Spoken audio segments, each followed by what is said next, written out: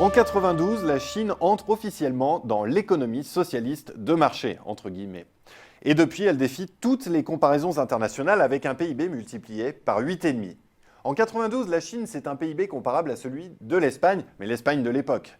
Il faut bien comprendre que la Chine, c'est encore une économie essentiellement rurale, en dehors des zones économiques spéciales, une économie où l'essentiel de la population vit hors marché.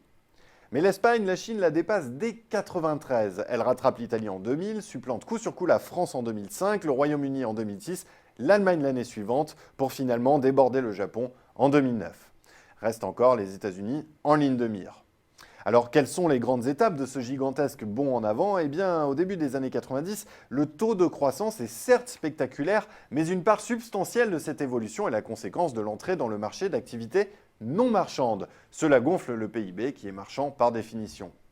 À partir de 1995, la restructuration des grandes entreprises d'État, puis le choc de la crise financière asiatique vont diviser par deux le rythme de croissance. En 2001, à la veille de l'entrée de la Chine dans l'OMC, sa croissance s'est stabilisée à environ 8%. Et cette entrée dans l'OMC, c'est le détonateur qui met le feu aux poudres. Les multinationales misent alors massivement sur le faible coût du travail chinois et la sous-évaluation du yuan. Elles sous-traitent des pans entiers de leur production à la Chine qui devient en quelques années l'atelier du monde. Jusqu'alors spécialisée dans les produits low cost et autres babioles, quand ce n'est pas la contrefaçon, elle va petit à petit apprendre des firmes occidentales donneuses d'ordre pour se lancer dans des activités plus sophistiquées. Partenaire des multinationales et grands distributeurs américains et européens, la Chine voit sa croissance s'envoler. Elle franchit la barre symbolique des 10% courant en 2003, le plafond des 12% est crevé en 2006, le pic des 15% est en vue courant 2007. De véritables entreprises locales apparaissent et concurrencent directement les firmes occidentales. C'est par exemple le cas de Huawei dans les équipements téléphoniques, de CNR dans les trains à grande vitesse ou d'ailleurs dans l'électroménager. En 2008-2009 survient la grande récession, la Chine est affectée, mais grâce aux énormes réserves de change accumulées, elle va riposter très vite par une relance de sa demande intérieure avec une politique de grands travaux d'infrastructure. Le choc est alors très vite amorti.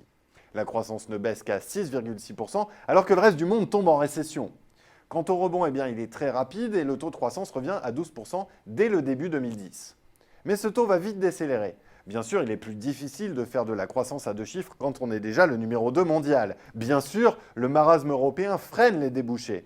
Mais il ne faut pas s'arrêter là. D'abord, si le rythme de croissance s'effrite, c'est aussi parce que l'empire du milieu perd de la compétitivité avec la hausse des salaires. Autrement dit, la Chine devient moins compétitive face à d'autres pays émergents.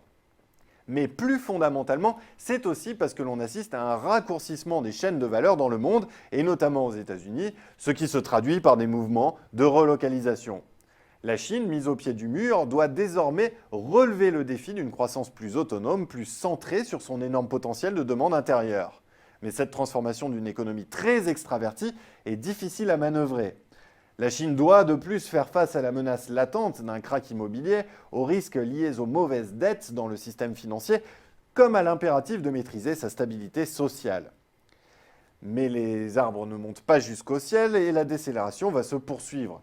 Certes, le FMI a annoncé qu'en 2014, la Chine serait devenue la première économie mondiale en parité de pouvoir d'achat. Mais selon les chiffres du même FMI, la Chine, c'est un PIB de 10,3 milliards de dollars, quand le PIB américain s'établit, lui, à 17,4 milliards de dollars en 2014.